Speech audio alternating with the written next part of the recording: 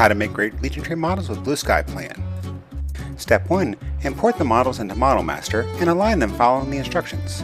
Hold down the Shift key to click the points. Step 2. Open the Model Edit tab. Click Add Remove Material Brush. Go along the digital margin and hold down the Control to cut away and create an indent around the margin so that saliva cannot get into the Legion tray. Step 3. Now increase the diameter of the brush and hold down Shift. Click on the facials of the tooth to add to it to give space for the bleach.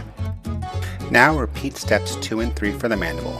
I will typically not worry about second and third molars as a rule of thumb. Step 4. If you want to evaluate your work, duplicate a model prior to adjustment and make it transparent. Adjust as needed.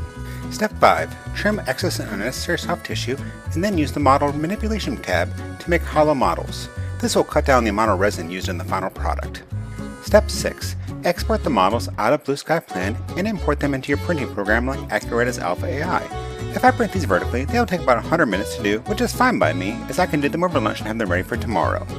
To learn how to do high-quality, low-cost 3D design, go to DentureCE.com to either take my online course or to sign up for an in-person class from me, Dr. Russell Schafer. Thanks and have a great day.